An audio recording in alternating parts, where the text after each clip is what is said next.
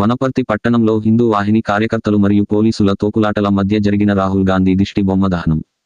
హిందువులపై అనుచిత వ్యాఖ్యలు చేసిన రాహుల్ గాంధీపై చట్టపరంగా చర్యలు తీసుకోవాలని, దేశ ప్రజానీకానికి, హైందవ సమాజానికి క్షమాపణ చెప్పాలని హిందూ వాహిని పట్టణ శాఖ ఆధ్వర్యంలో డిమాండ్ చేయడం జరిగింది.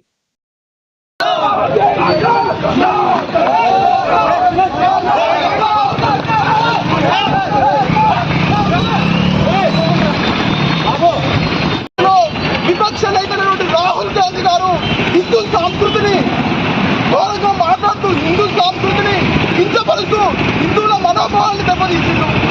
ఒక విషయం అడుగుతున్నా, హిందూ వాహిని కార్యకర్తగా, ఈ దేశ పౌరుడిగా నువ్వు పోటీ చేసినటువంటి కేరళ వాయినాల్లో హిందువులు ఓటేస్తేనే గెలిచింది. హిందువులు ఓటేయకపోతే నువ్వు గెలిచేవాడివా? ఈరోజు ప్రతిపక్షంలో కూర్చునేవాడివా? అదేవిధంగా ఇంకొక విషయం చెప్పదలుచుకున్నా, ప్రజాస్వామ్యంలో ప్రతి ఒక్కరికి హక్కు ఉంటుంది. ప్రజా సమస్యల మీద మాట్లాడాలి పార్లమెంట్లో. హిందువుల గురించి మాట్లాడే విధానం కాదు పార్లమెంట్లో. ప్రజాస్వామ్యంలో ఉన్న హక్కులందరూ కూడా అక్కడ వినియోగించుకోవాలి తప్ప ఒక వర్గాన్ని తక్కువ చేసి ఒక వర్గాన్ని ఎక్కువ చేయకూడదు. ఇదే విషయం మీద రాహుల్ గాంధీ గారు